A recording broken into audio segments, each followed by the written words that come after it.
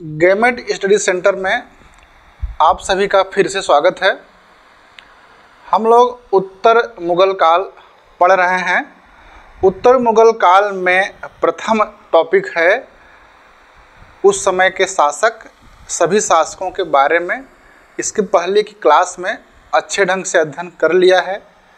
उसमें दो बिंदु और बचते हैं, एक उत्तर पश्चिम से विदेशी आक्रमण और दूसरा मुगल काल का या मुगल साम्राज्य के पतन के कारण क्या रहे हैं।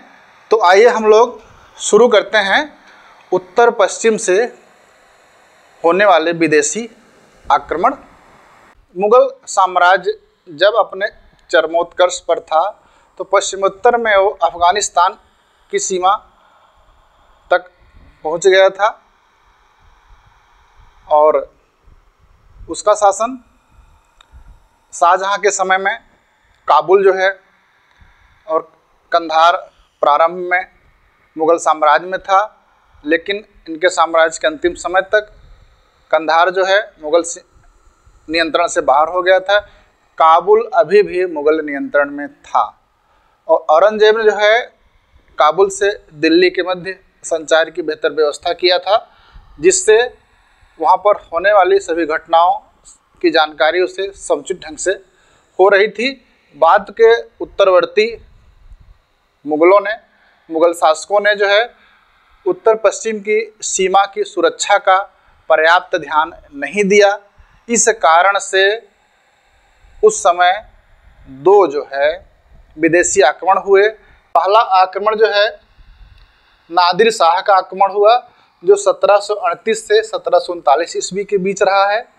दूसरा आक्रमण जो है अहमद शाह अब्दाली का आक्रमण रहा है, जो 1748 से 1767 ईस्वी के मध्य रहा है। इन दोनों आक्रमणों में सबसे पहले हम लोग अध्ययन करेंगे नादिर शाह का भारत पर आक्रमण। इसको थोड़ा सा मैप देख लिया जाए, जो भी बात हो रही थी।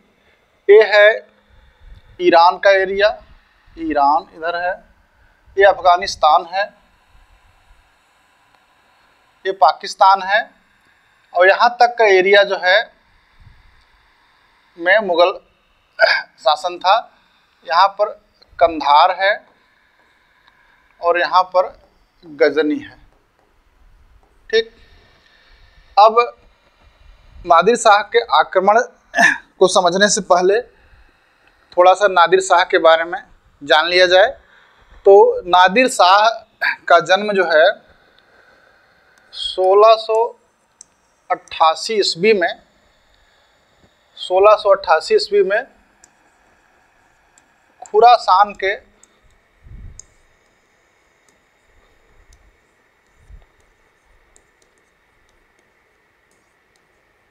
तुर्कमान वंश में हुआ था। नादिर शाह का जो है जन्म 1688 ईस्वी में खुरासान के तुर्कमान वंश में हुआ था। नादिर शाह प्रारंभ में चरवाहे की तरह कार्य करता था, भेड़ बकरियां चराता था, इसलिए इसको कहते हैं गडेरिया था। लकड़ी की छटाई करता था, इसलिए इसको जो है लकड़हारा भी कहा जाता है। और उस समय जो है यहाँ ईरान में, ये ईरान का एरिया है, ये है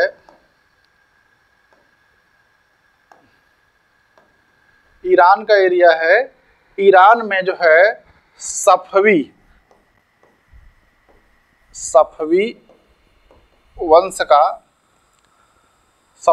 का शासन था और अफगान यहाँ के हैं, उन्होंने ईरान पर जो है आक्रमण किया। इस आक्रमण से जो है ईरान में अराजकता फैल गई।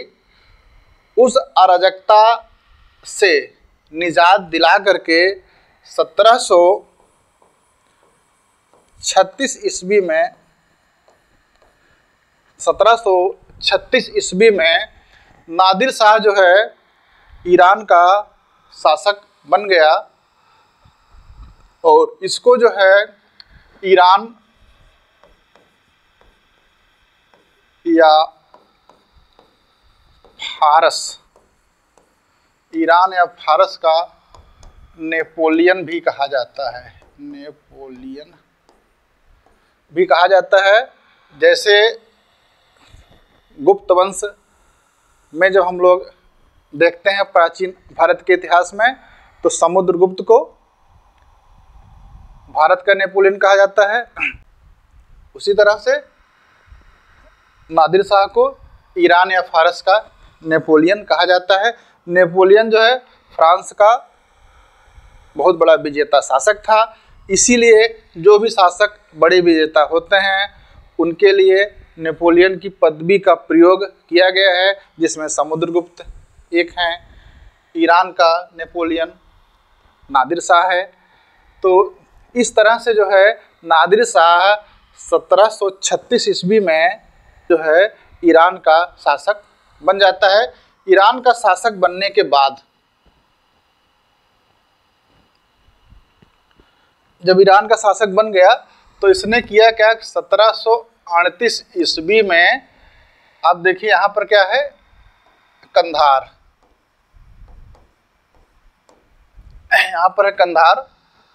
तो उसने जो है कंधार पर जो है अटैक किया। जब उसने अटैक किया तो वहाँ के जो अफगान थे, अफगान, वो भाग कर कहाँ गए, गजनी और काबुल में। गजनी और काबुल जो है मुगल साम्राज्य का, गजनी और काबुल ये मुगल साम्राज्य का हिस्सा था। इसलिए जो है नादिर शाह के सैनिकों ने जो है गजनी और काबुल नहीं गए, मुगल साम्राज्य की सीमा का सम्मान किए। और उसके बाद नादिर शाह ने मुगल शासक मोहम्मद शाह के पास जो है एक दूत भेजा, ताकि जो है जो अफगान भगोड़े गजनी और काबुल में चले गए हैं उनको वापस उनको दे दिया जाए। वो दूत जब दिल्ली आया तो उसकी हत्या कर दी गई।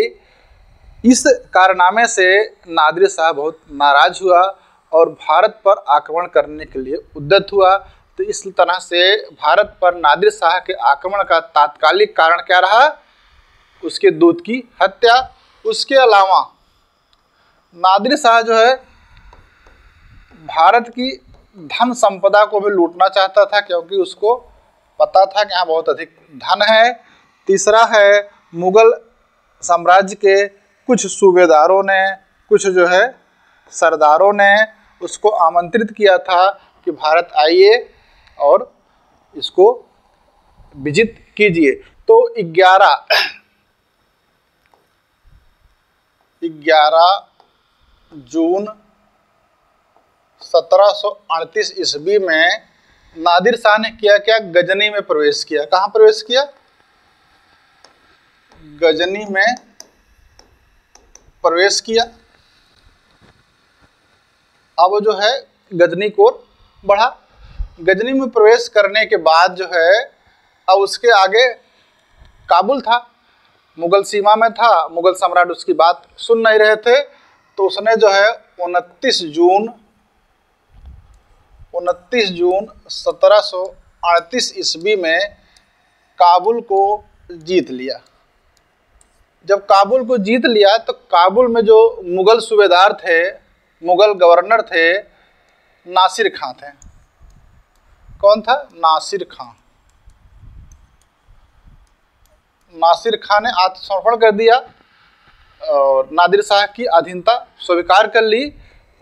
जब उन्होंने नासिर खां ने जब अधीनता स्वीकार कर ली, तब जाके नादिर शाह ने उनको काबुल और पेशावर की गवर्नरी दे दी। किसको दे दी, नासिर खां को दे दी। उसके बाद जो है नादिर शाह जो है आगे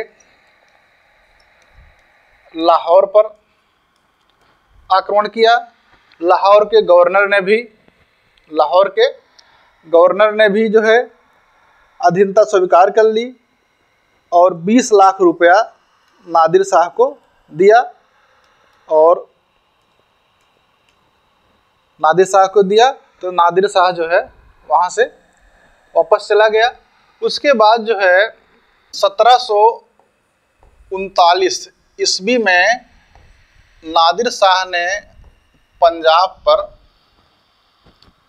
आक्रमण किया। जब पंजाब पर आक्रमण का समाचार, सम्राट उस समय कौन था? सम्राट मोहम्मद शाह को, मोहम्मद शाह 1719 से 1748 तक सम्राट थे, को पता चला, मोहम्मद शाह को पता चला, तो मोहम्मद शाह ने जो है 80,000 सैनिकों के साथ नादिर शाह से मुकाबला करने के लिए आगे बढ़े। मोहम्मद शाह दिल्ली में नादिर शाह से मुकाबला नहीं करना चाहते थे, क्योंकि उनको संभावना थी कि यहाँ पर अधिक से अधिक जन और धन की हानि होगी। और जब जो है मोहम्मद शाह आए तो उनके साथ में निजाम उल मुल्क आए, कमरुद्दीन आए और खाने दौरान अपने साथ में लाए। निजाम जो है निजामुल मुल्क, खाने दौरान जो है मीर बख्शी थे। मीर बख्शी जो होता है उस समय सेना का सबसे बड़ा पद होता था, मीर बख्शी थे। बाद में कुछ दिनों बाद जो है इन लोगों से सादत खां भी आकर मिल गए। इस तरह से मोहम्मद शाह ने अपनी पूरी तैयारी की। और इस तैयारी के बाद हुआ क्या, 24 फरवरी 1739 में करनाल के मैदान में, जो हरियाणा में है, इसको कहते हैं करनाल का युद्ध, के मैदान में नादिर शाह और मोहम्मद शाह की सेना के बीच में युद्ध हुआ। यह युद्ध जो है 3 घंटे चला। इस युद्ध में खाने दौरान जो मीर बख्शी था ये मारा गया और सादत खां को बंदी बना लिया गया। इसके बाद जो है निजाम उल मुल्क ने जो है नादिर शाह और बादशाह के मध्यस्थता का काम किया, मध्यस्थता का कार्य किया। और इस बात पर सहमति बनी कि नादिर शाह को अगर 50 लाख रुपए दे दिया जाए तो वह वापस चला जाएगा। तो नादिर शाह को 50 लाख रुपया देना तय हुआ। और साथ में यह हुआ कि यह जो है 20 लाख, कितना, 20 लाख तो उसको तत्काल दे दिया जाएगा। तत्काल माने तुरंत दे दिया जाएगा। उसके बाद 10-10 लाख की उसको 3 किस्तों में दिया जाएगा। कितनी किस्तों में? 3 किस्तों में दिया जाएगा। जब वापस जाएगा 10 लाख जो है उसको लाहौर में दे दिया जाएगा। फिर आगे बढ़ेगा तो 10 लाख रुपए उसको अटक में दे दिया जाएगा। फिर आगे बढ़ेगा तो 10 लाख रुपए उसको काबुल में दे दिया जाएगा। नादिर शाह इससे सहमत हो गया। जब इस तरह के समझौते हो गए तो समझौते के बाद मोहम्मद शाह जो है निजामुल मुल्क से बहुत अधिक प्रसन्न हुआ। तो मोहम्मद शाह ने, जो सम्राट थे मोहम्मद शाह, इन्होंने निजामुल मुल्क को मीर बख्शी बना दिया। क्या बना दिया? साम्राज्य का मीर बख्शी बना दिया गया, क्योंकि खाने दौरान उस समय मार दिया गया था। लेकिन यहाँ एक ट्विस्ट आता है। ट्विस्ट ये है कि सादत खां जो है, जो उस समय नादिर शाह की कैद में था, वह भी मीर बख्शी बनना चाहता था। अतः वह जो है जाकर के नादिर शाह से मिला। किससे मिला? नादिर शाह से मिला और कहा आपको 20 लाख रुपया दे करके बरगलाया जा रहा है, अगर आप दिल्ली पर अधिकार करिए, दिल्ली पर अटैक करिए, तो आपको 20 लाख रुपए के स्थान पर जो है 20 करोड़ रुपया मिलेगा। नादिर शाह ने उसकी बात मान ली और मानने के बाद जो है 20 मार्च 1739 ईस्वी में दिल्ली में प्रवेश किया। दिल्ली में प्रवेश किया, उसका कोई प्रतिरोध नहीं हुआ। दिल्ली में उसने अपने नाम के खुतबा पढ़वाया, अपने नाम के सिक्के जारी किए। अब क्या हुआ कि मुगल साम्राज्य, मुगल राज खत्म हो गया। उसके स्थान पर अफगान राज्य। ये बात है 20 मार्च 1739 में वो दिल्ली में नादिर शाह प्रवेश करता है और अपने नाम के खुतबे पढ़वाता है, सिक्के जारी करता है। इसका मतलब ये हुआ कि दिल्ली में अब मुगल राज्य समाप्त हो गया है। अब कौन सा राज्य शुरू हो गया? अफगान राज्य शुरू हो गया है। तो इस तरह से जो है दिल्ली पर नादिर शाह का कब्जा हो जाता है। तभी होता क्या है कि वो 20 मार्च की बात थी, 22 मार्च 1739 में एक अफवाह फैलती है। अफवाह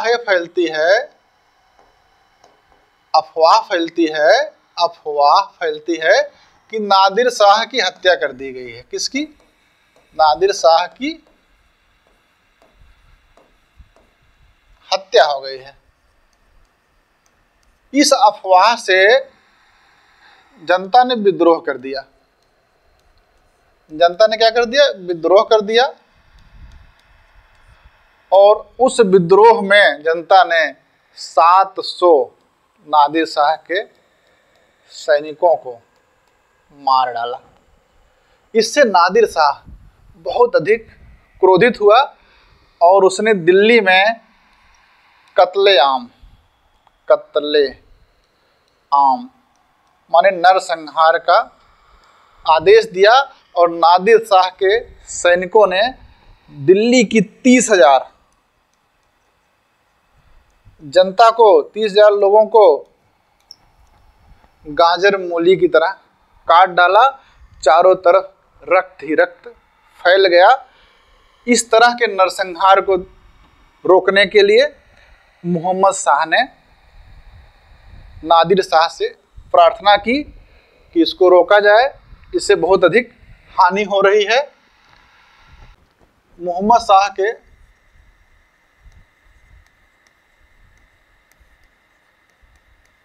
के निवेदन पर रक्तपात रुका और ये जो है 57 दिन तक दिल्ली में रहा। और उसके बाद उसने जो है 20 करोड़ रुपए की मांग की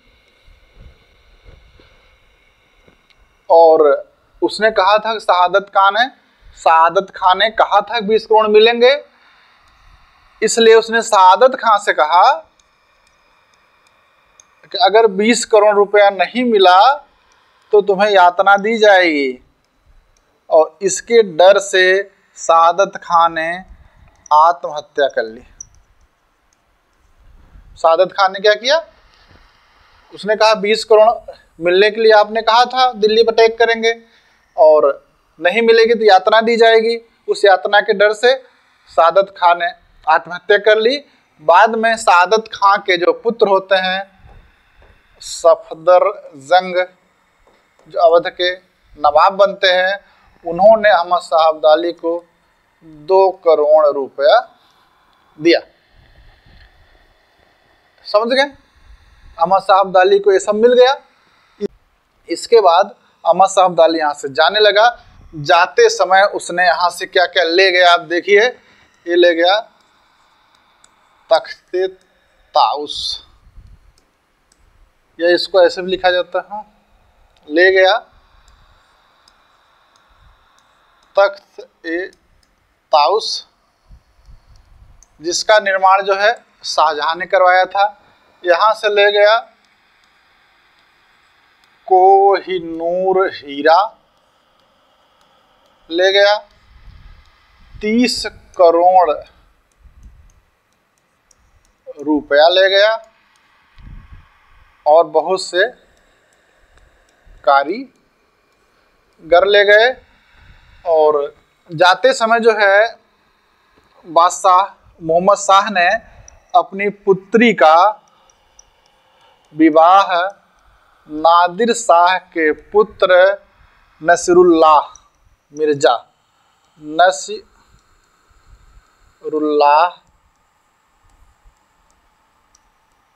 मिर्जा से कर दिए।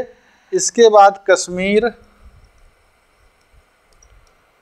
और सिंधु नदी के पश्चिमी प्रदेश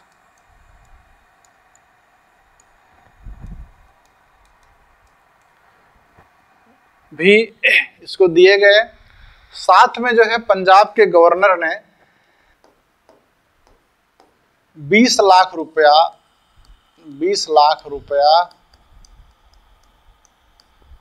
वार्षिक देने का वादा किया। ये देखिए, तख्ते ताउस ले गया, कोहिनूर हीरा ले गया, 20 करोड़ रुपया, बहुत से कारीगर ले गया। मोहम्मद शाह ने अपनी पुत्री का विवाह इसके पुत्र नसीरुल्लाह मिर्जा से कर दिया। कश्मीर और सिंध नदी के पश्चिम के प्रदेश दे दिए गए, और पंजाब के गवर्नर ने कहा कि 20 लाख रुपया हम वार्षिक आपको देंगे। इसके बाद जो है वह जाने लगा। जाते समय उसने मोहम्मद शाह को सम्राट, जाते समय उसने मोहम्मद शाह को सम्राट घोषित किया, और खुतबा और पढ़ने, सिक्के ढालने का अधिकार दिया, तथा दिल्ली की जनता को आदेशित किया, दिल्ली की जनता को आदेशित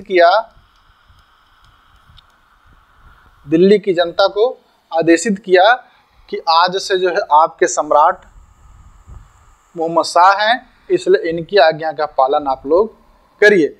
इस तरह से नादिर शाह ने भारत को अच्छी तरह से लूटा। बहुत अधिक धन संपदा और सामग्री यहाँ से ईरान ले गया। नादिर शाह के बाद जो है उसके सेनापति हैं अहमद शाह अब्दाली, उनका आक्रमण होता है। तो होता क्या है कि 1747 ईस्वी में नादिर शाह की मृत्यु हो जाती है। उसकी मृत्यु के बाद जो है, ये देखें कंधार है, उसका जो सेनापति है, मृत्यु के बाद उसका सेनापति कौन रहता है? अहमद शाह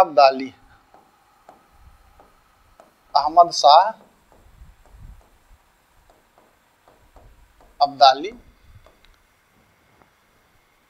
कंधार पर जो है आक्रमण करता है, और अपने कब्जे में करके वहां पर सिक्के जारी करता है। उसके बाद वो काबुल को भी जीत लेता है। काबुल के जीतने के बाद जो है उसने जो है काबुल के जीतने के बाद अफगान राज्य की नींव और डालता है। अफगान राज्य की नींव डालने के बाद वह जो है अपने को नादिर शाह का वैध उत्तराधिकारी घोषित करता है, और वैध उत्तराधिकारी घोषित करने के कारण उसने पश्चिमी पंजाब पर अपना दावा ठोका, क्योंकि पश्चिमी पंजाब, कश्मीर, ये सब हिस्से जो है नादिर शाह के पास में थे। इसके साथ ही शहनवाज खां पंजाब के गवर्नर थे, उन्होंने भी जो है अहमद शाह अब्दाली को भारत में आक्रमण करने के लिए आमंत्रित किया था। अहमद शाह अब्दाली ने भारत पर जो है 7 बार आक्रमण किया था और अहमद शाह अब्दाली के भारत पर आक्रमण करने का जो उद्देश्य था, धन प्राप्त करना था। इसके अतिरिक्त अहमद शाह अब्दाली की एक उपाधि थी दुर्रे दुरानी। परीक्षा में पूछ लिया जाता है दुर्रे दुरानी किसकी उपाधि थी। ये उपाधि थी अहमद शाह अब्दाली का, जिसका अर्थ होता है युग का मोती। इस तरह से हम लोगों ने अहमद शाह अब्दाली के संबंध में 2 चीजें जानी। एक, उसने अफगान राज्य की स्थापना की, दूसरा उसने भारत पर 7 बार अटैक किया था और उसका अटैक करने का उद्देश्य धन प्राप्त करना था और इसको दुर्रे दुरानी की उपाधि दी जाती है। अगला क्या है मामला, उसका जो पहला अटैक होता है, पहली बार, फर्स्ट टाइम, पहली बार जो है वो 1748 ईस्वी में, 48 ईस्वी में पंजाब पर अटैक करता है। उसके बाद लाहौर को जीतता है। उसके बाद वो दिल्ली की ओर बढ़ता है। दिल्ली की ओर बढ़ता है तो दिल्ली में इस समय जो है मोहम्मद शाह का शासक था। तो मोहम्मद शाह के बेटे हैं शहजादा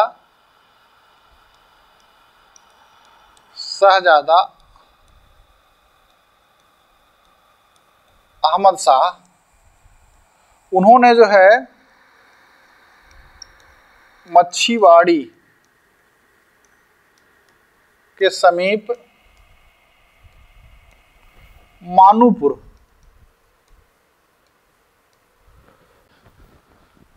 मच्छीवाड़ी के समीप मानूपुर में अहमद शाह अब्दाली को पराजित करते हैं। उसके कारण जो है अहमद शाह अब्दाली वापस चला जाता है। ये हुआ पहला आक्रमण। दूसरा आक्रमण जो है ये जो है 1749 ईस्वी में पंजाब पर अहमद शाह अब्दाली फिर करते हैं, पंजाब पर दूसरा आक्रमण करते हैं। इसमें पंजाब का जो गवर्नर होता है मोइनुल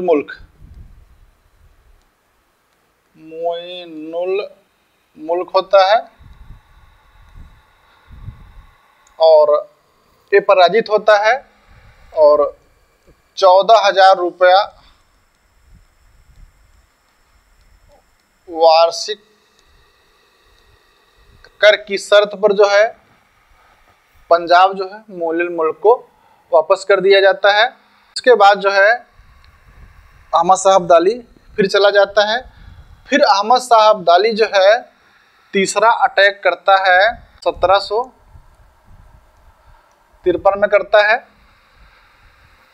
1753 में करता है।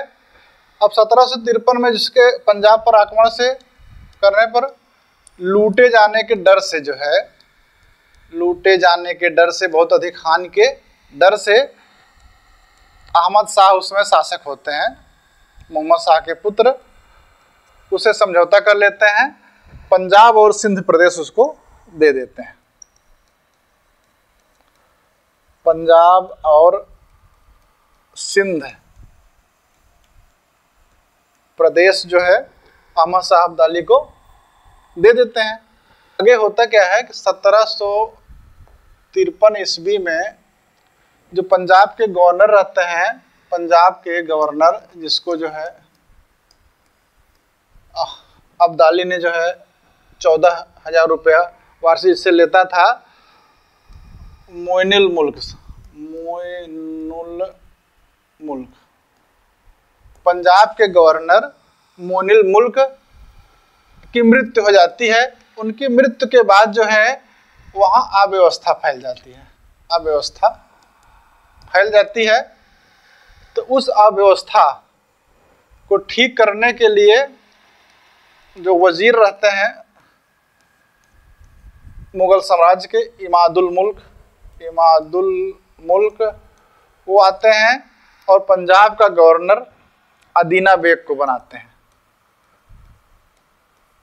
पंजाब का गवर्नर अदीना बेग को बनाते हैं। इसको अब्दाली ने अपने व्यवस्था में, अपने कार्यों में हस्तक्षेप माना और इस हस्तक्षेप के कारण जो है उसने भारत पर चौथी बार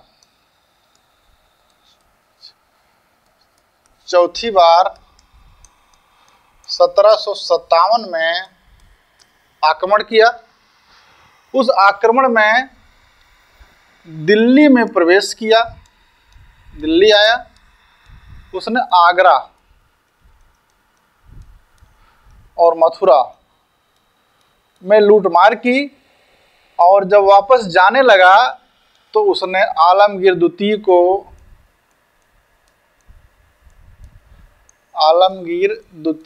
सम्राट इमादुल मुल्क को वजीर और रूहिला सरदार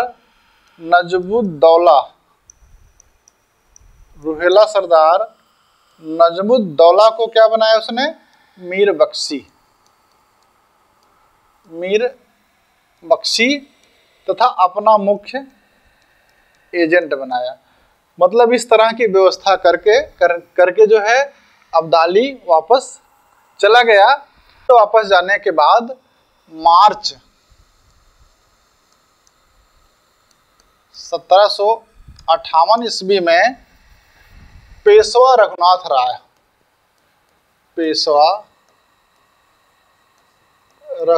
राव दिल्ली आता है और जो नजीबुद्दौला जो मीर बख्शी थे उनको दिल्ली से बाहर कर देता है। पेशवा रघुनाथ राव बाहर करने के बाद पंजाब को लूटता है। क्या करता है? बाहर करने के बाद पंजाब को लूटता है। उसके बाद अदीना बेग को पंजाब का गवर्नर बना देता है। अब इन कृत्यों से जो उसकी व्यवस्था थी, शाह आलम द्वितीय को बनाना, इमादुल मुल्क को और नजीब को मीर बख्शी बनाना, तो इस व्यवस्था से जो है अब्दाली नाराज होता है। जो इस तरह के जो कृत्य किए गए उन कृत्यों से अब्दाली नाराज होता है। नाराज होने के बाद पांचवी बार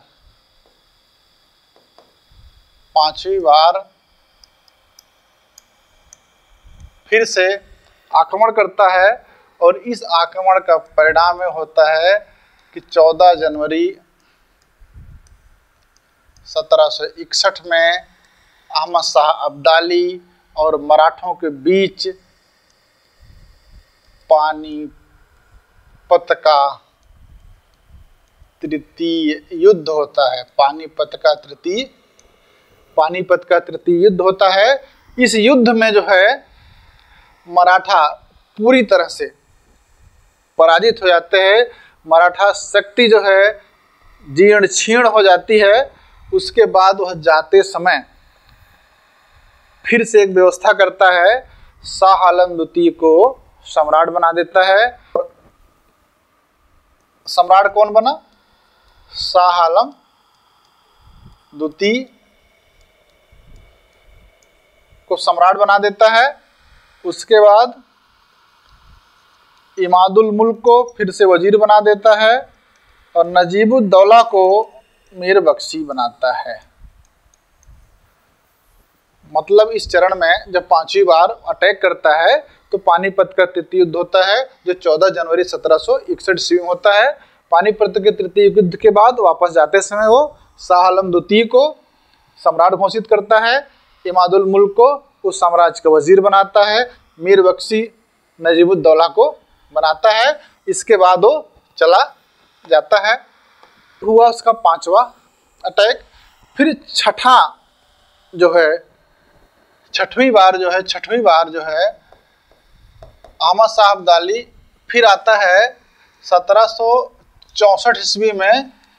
अब इस समय जो है पंजाब के क्षेत्र में सिख प्रबल होने लगे थे, तो सिखों को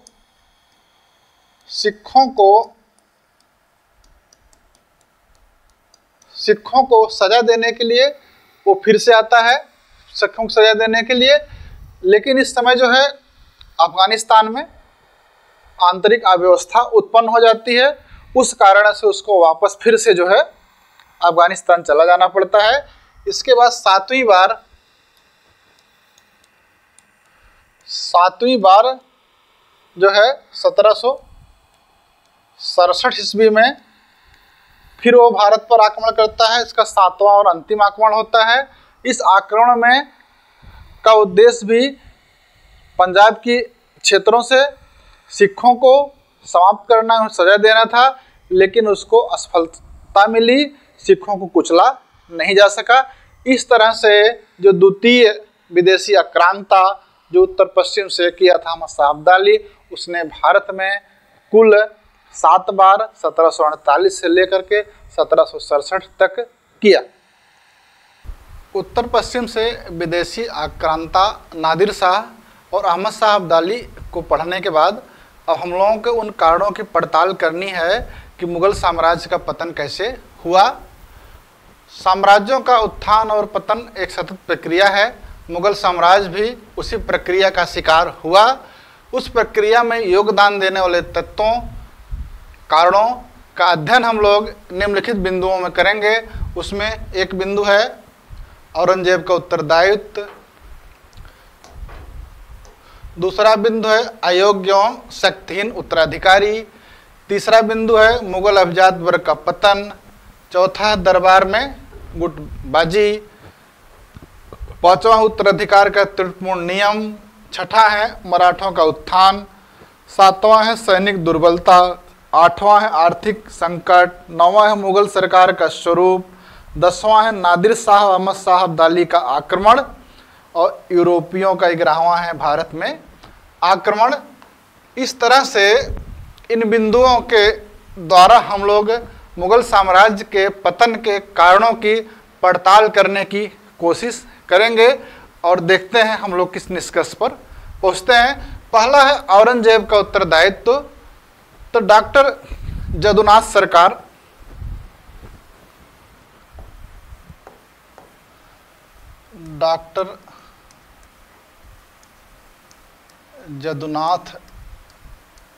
सरकार जैसे इतिहासकार मुग़ल साम्राज्य के पतन के लिए औरंगजेब को व्यक्तिगत रूप से उत्तरदायी मानते हैं। इसके लिए वो औरंगजेब की उन नीतियों की चर्चा करते हैं जिन नीतियों ने साम्राज्य के पतन में योगदान दिया। तो उसमें बताते हैं कि औरंगजेब की धार्मिक नीति जो थी, उस नीति से भारत के जो है राजपूत, मराठे, जाट, बुंदेल विरोधी हुए और विद्रोह किया। दूसरा, औरंगजेब ने 1669 में जजिया कर लगाया। उस जजिया कर से भी सतनामी, जाट, बुंदेलों ने विद्रोह किया और साम्राज्य कमज़ोर हुआ। इसके बाद वो इतिहासकार औरंगजेब की दक्षिणी नीति को भी पतन का दोषी मानते हैं, क्योंकि औरंगजेब लगातार 25 वर्षों तक दक्षिण को जीतने में लगा रहा। इससे उसके साम्राज्य के जो संसाधन थे अधिक से अधिक दक्षिण में खर्च होते गए। दूसरा, दक्षिण जीतने के लिए अधिक समय तक उसको वहाँ व्यतीत करना पड़ा, जिससे उत्तर भारत में उसके साम्राज्य से पकड़ कमज़ोर हुई। इन्हीं सब कारणों के आधार पर जो है डॉक्टर यदुनाथ सरकार जैसे बहुत से इतिहासकार औरंगजेब को व्यक्तिगत रूप से मुगल साम्राज्य के पतन का दोषी मानते हैं, लेकिन बहुत से इतिहासकार औरंगजेब को व्यक्तिगत रूप से मुगल साम्राज्य के पतन के दोष से मुक्त भी करते हैं। उन सबको भी हम आगे देखते हैं, अन्य कारणों पर चर्चा कर लेते हैं। इसके बाद अयोग्य एवं शक्तिहीन उत्तराधिकारी। औरंगजेब के बाद जितने भी उत्तराधिकारी हुए वो सभी क्या थे? अयोग्य थे, अकुशल थे, विलासी थे, अदूरदर्शी थे। इस कारण से वो विशाल मुगल साम्राज्य को संभाल नहीं पाए। हम मुगल साम्राज्य के उत्तर मुगल काल के कुछ जो है शासकों के उपाधियों से इसको अच्छे से समझ सकते हैं। जैसे बहादुर शाह प्रथम को शाहे बेखबर कहा गया। वह जो है राजकाज से इतना लापरवाह रहता था कि उसको शाहे बेखबर कहा जाता था। जहांदार शाह को लंपट मूर्ख कहा जाता था। फर्रुखशियर को घृणित कायर।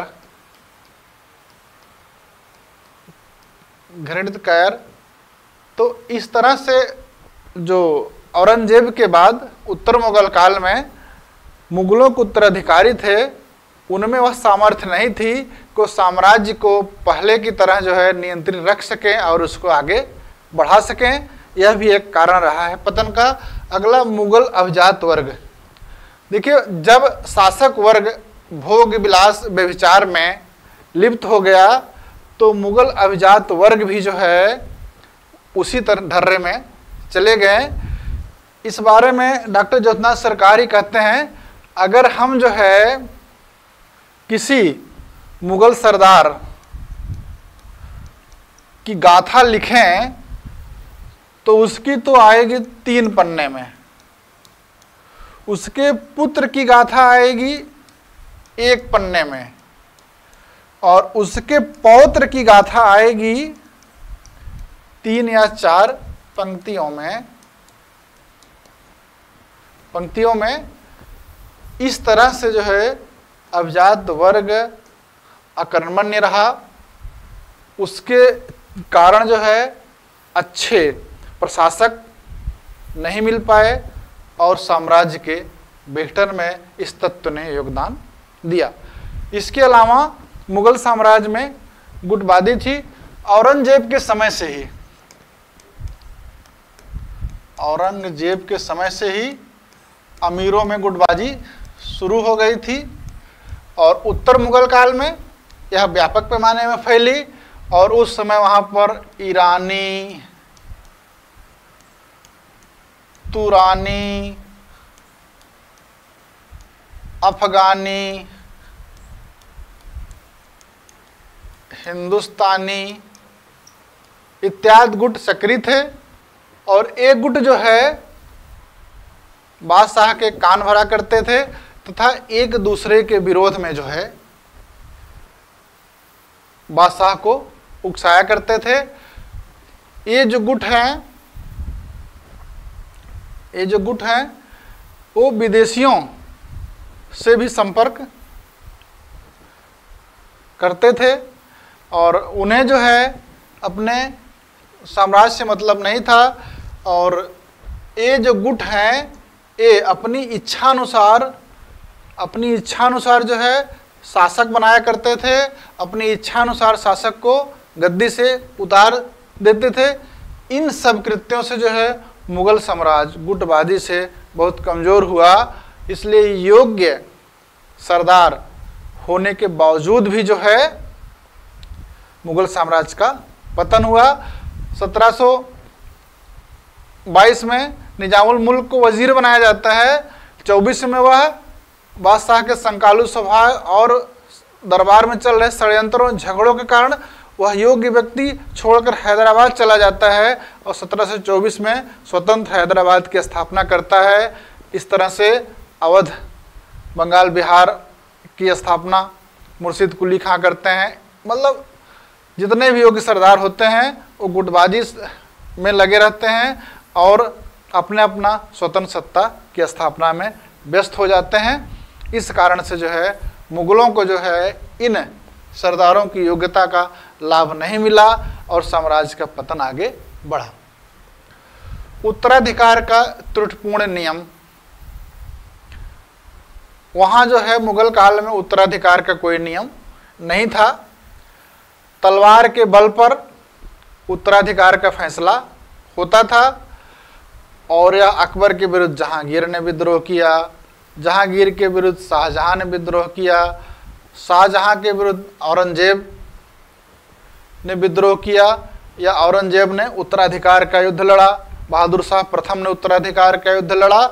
इस तरह से जो है बिना उत्तराधिकार कोई नियम न होने के कारण आपस में लड़ा करते थे और साथ में अमीर और उमरा वर्ग भी किसी न किसी को जो है समर्थन देता था। उस समर्थन के एवज में अधिक से अधिक लाभ और पद प्राप्त करने की कोशिश करता था।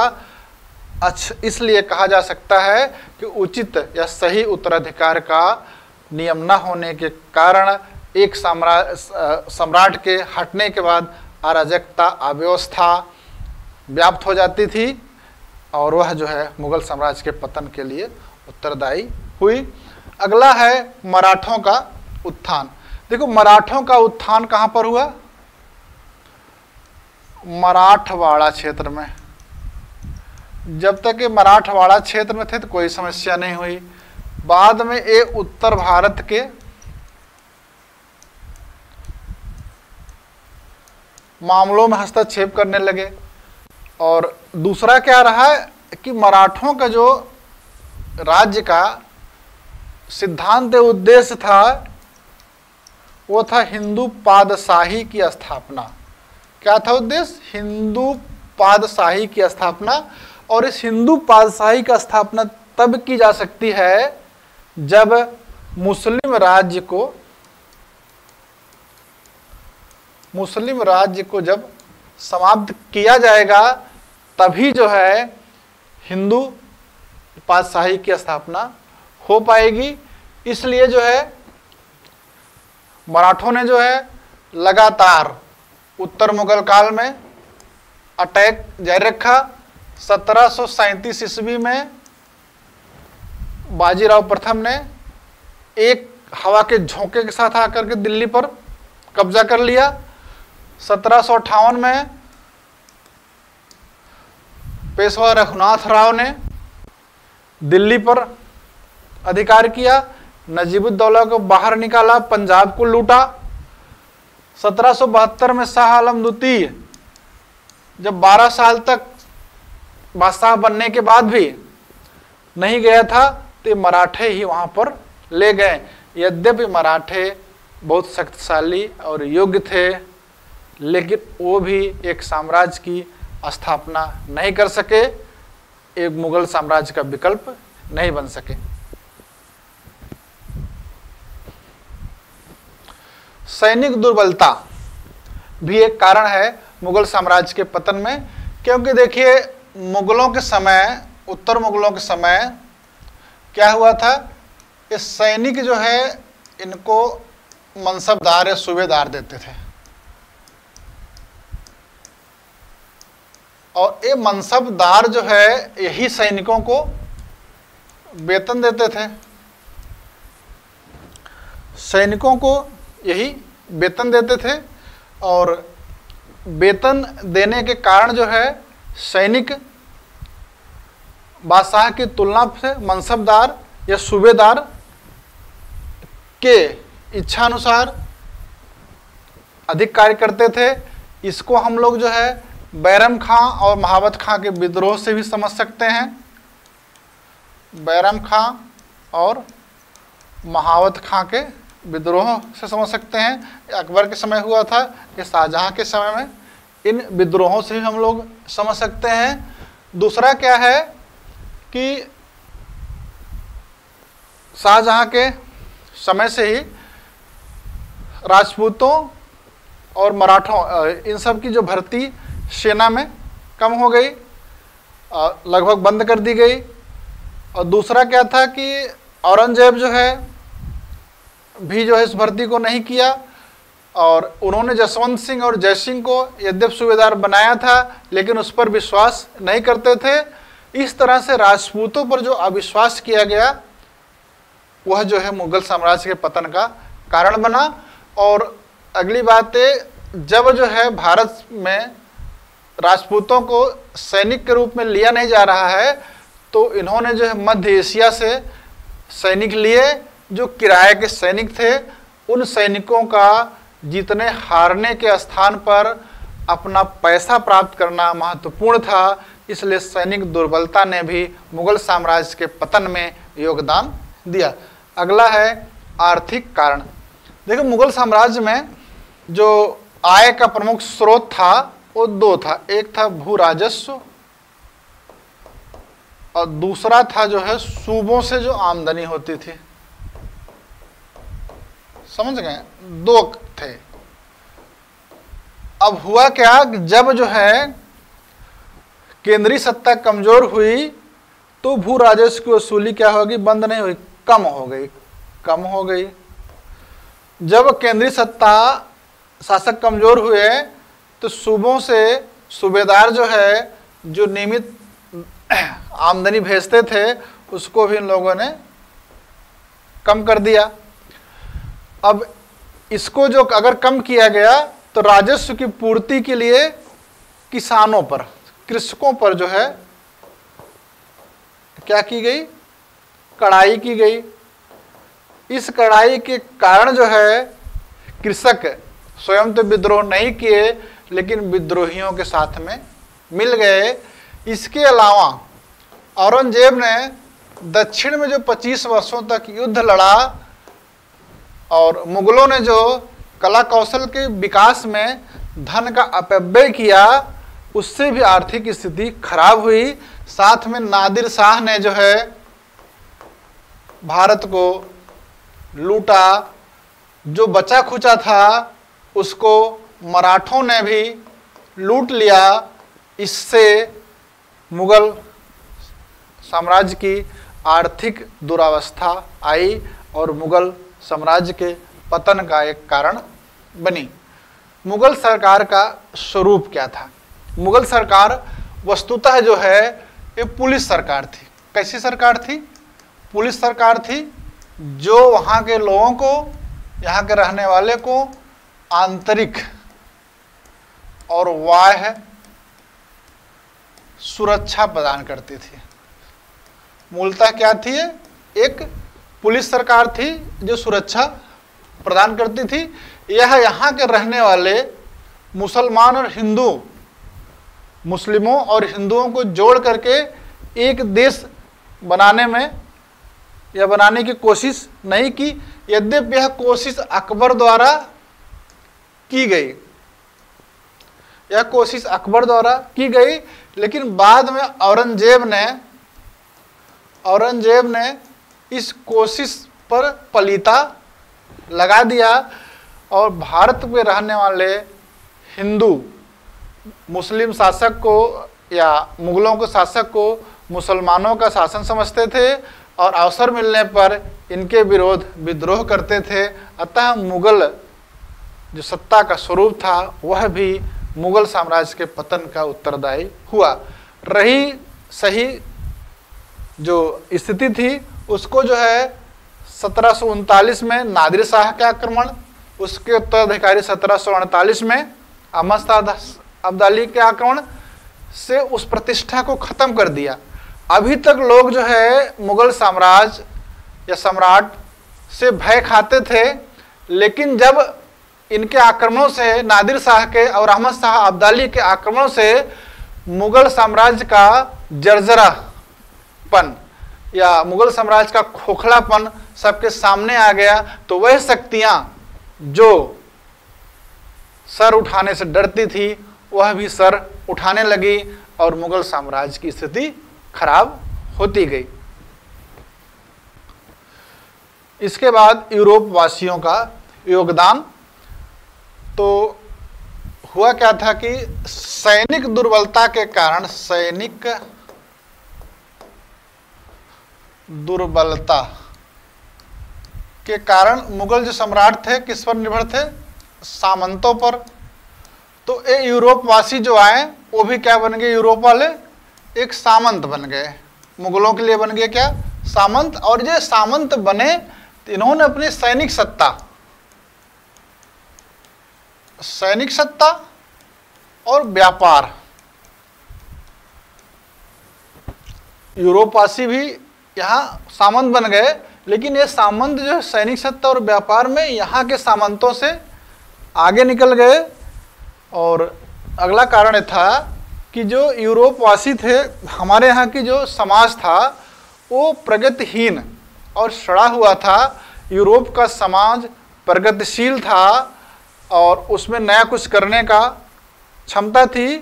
तो उस समाज, प्रगतिशील समाज के सामने हमारा प्रगतिहीन समाज खड़ा नहीं हो पाया। जब जो है यूरोप में पुनर्जागरण की नवीन बयार चल रही थी, जब यूरोप में पुनर्जागरण की नवीन बयार चल रही थी, तब हमारे यहाँ भाग्यवाद, भक्तिवाद चल रहा था और पलायनवाद में सुख खोजा जा रहा था और संसार में हो रही प्रगति का लाभ नहीं उठाया जा रहा था। इस तरह से यह कहा जा सकता है मुगलों के पतन या मुगल साम्राज्य का पतन उस जर्जरित समाज व्यवस्था का पतन था जिस पर एक प्रगतिशील, विकासोन्मुखी और नवीन तार्किक धारणाओं को लेकर आगे बढ़ने वाला समाज अपने को स्थापित कर रहा था। इस तरह से हम लोगों ने उत्तर मुगल काल के पतन के कारणों को पढ़ा और कुछ जो है इतिहासकार हैं जिन्होंने मुगल साम्राज्य के पतन के लिए कुछ थ्योरीज दी है। तो परीक्षा में हो सकता है कभी ये पूछ लिया जाए कि फला किताब किसने लिखी है और मुगल साम्राज्य के पतन का ये सिद्धांत किस इतिहासकार ने दिया है, तो उसको हम लोग जो है संक्षेप में देख लेते हैं। तो डॉक्टर सतीश चंद्रा ने एक पुस्तक लिखी है, parties and politics at the Mughal court. Doctor Satish Chandra ने एक किताब लिखी है, parties and politics at the Mughal court, और उसमें मुगल साम्राज्य के पतन के कारण मनसबदारी या जागीरदारी व्यवस्था को माना है। प्रश्न पूछेगा मुगल साम्राज्य के पतन का कारण मनसबदारी व्यवस्था कौन मानता है? उत्तर बताना है सतीश चंद्र। और सतीश चंद्र की पुस्तक का क्या नाम है? Parties and politics at the Mughal court.